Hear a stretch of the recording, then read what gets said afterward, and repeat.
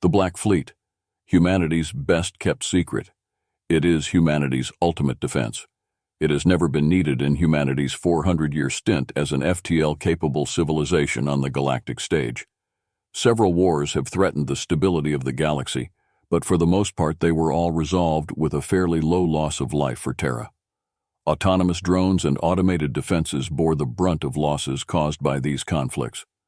Terra had built many layers of defenses for itself and its colonies, from the lowest FTL sensor beacons in systems adjacent to colonized worlds, to defense drones that were fabricated and launched from drone hubs that rested in high orbit, to fleets of speedy strike vessels designed to launch quick attacks on enemies before beating a hasty retreat to the final ships of humanity's grand defense fleet.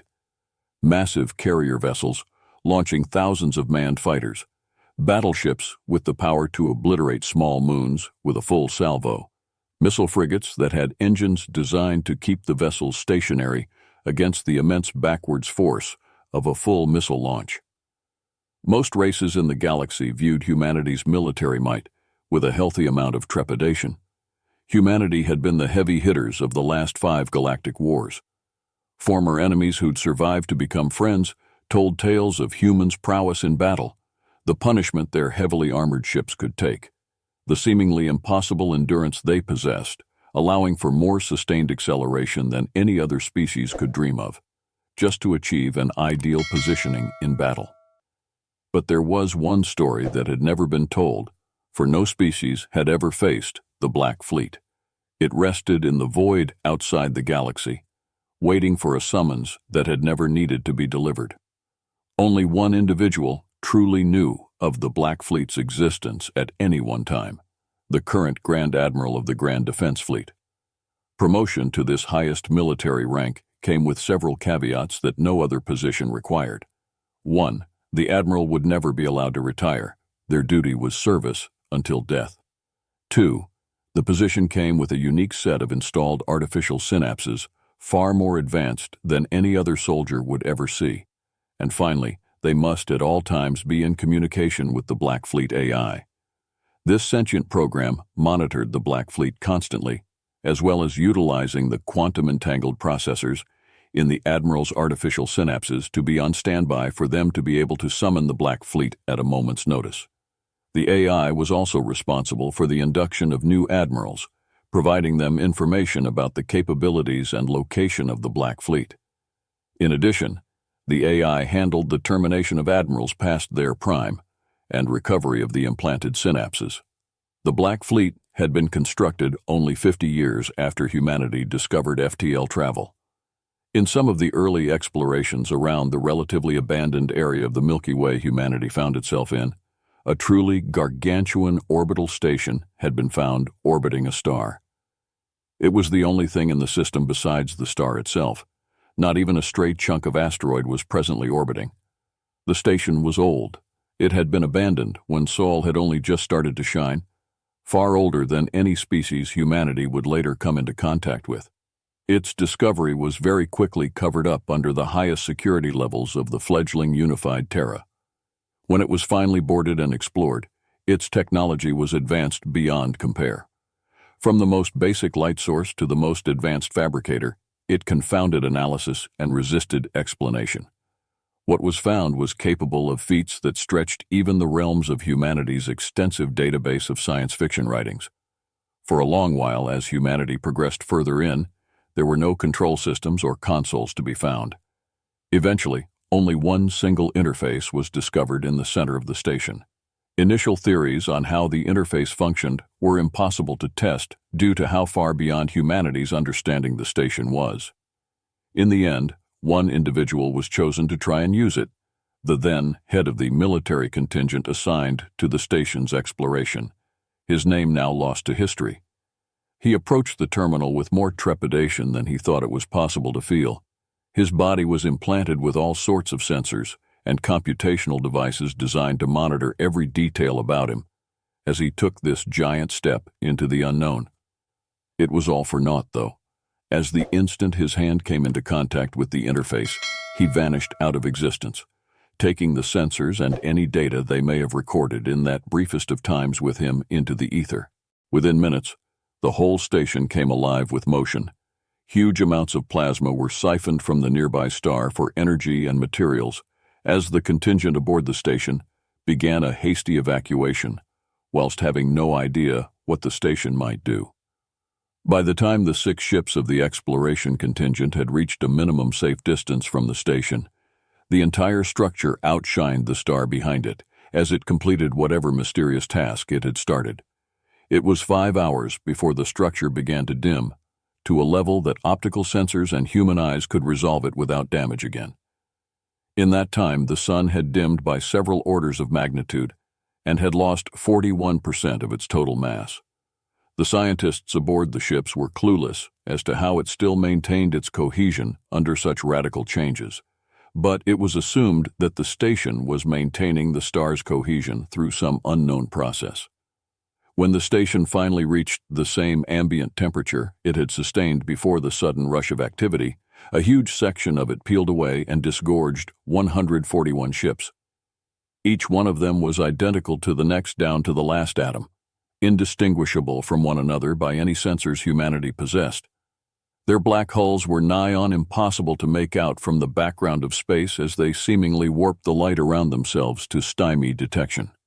What followed was the first contact with the Black Fleet AI, a text-only message coming through to the lead ship where the remainder of the military personnel served. It had no distinguishable origin source, as if it had been penned directly into the communication station's memory banks. 142 individuals required for full operation, please provide. The Black Fleet ships hung in space between the station and the exploration contingent. A message inquiring what the people were required for was penned and placed in the communication station. The response came instantaneously, just as mysteriously delivered as the first. 141 individuals required for piloting, 1 individual required for leadership. The fastest ship present was tasked with returning to Terra and fetching the fleet admiral, along with representatives of the Terran Council, to decide what would be done. It took 3 months of study and communication before what had truly happened was determined. The man chosen to try and use the station's interface had been digitized and uploaded to the station, becoming the Black Fleet AI. Much of his humanity had been lost in the process, but enough remained to use the knowledge and technology of the station to design a fleet of ships, prompted by fear of what humanity might discover out in the universe. When the ships were finished, the AI was distributed amongst them so that its existence was guaranteed as long as at least 1 ship remained. The ships themselves were as advanced as the station itself, technologies far beyond any form of human comprehension. Engines that could move the ships from one place in the universe to another so fast it seemed to, on a surface level, break causality. There were weapons that could erase matter and energy from existence in an instant, shields that could withstand the tidal forces of black holes, or allow the craft to pass through the heart of the fiercest stars. The fleet admiral had volunteered for the position of leader, and had received the blessings of the council representatives.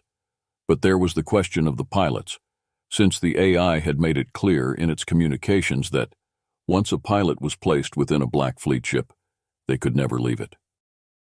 Eventually, the required amount of volunteers were found amongst the fleet's hardiest and most skilled pilots. When they were all assembled near the Black Fleet, and the Admiral communicated that the pilots were ready, the individuals simply vanished from the ships they were on, presumably via some mechanism of the station. Their bodies were rematerialized on the Black Fleet ships before, having most of the now redundant parts removed. Gone were legs, arms, and most organs. Their brains were wired into the control systems of the ships. What was left of their bodies were genetically altered on a massive scale. They were immortal and regenerated any lost tissue almost instantly. Their reaction times were decreased to the point they appeared to be capable of precognition. An advanced chemical reactor provided for the organic needs the remaining tissue possessed, as their minds were subsumed into the ships. When the ships had first emerged from the station, the ships looked strange but comprehensible.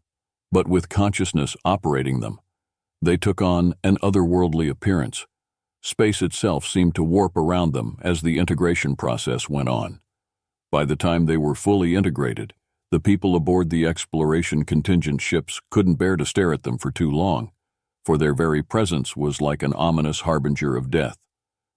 Only the fleet admiral seemed unaffected by their predatory emanations. A last communication, text only, came forth from the AI. The Black Fleet stands ready to defend humanity in a time of need. The admiral nodded before giving some unheard command, and every ship winked out of existence, transiting tens of thousands of light years away to wait in the intergalactic void for the signal that they were needed. The station, having completed its task, finally released the tortured sun from its grasp and allowed it to be free. Straight away, it began to go supernova, and the ships of the exploration contingent barely had time to enter FTL away from the system before being swallowed.